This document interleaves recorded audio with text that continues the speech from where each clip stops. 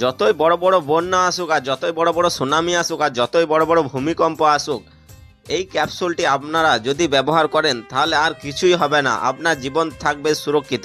শুধুমাত্র এই ক্যাপসুলটির ভেতরে আপনাকে ঢুকে যেতে হবে।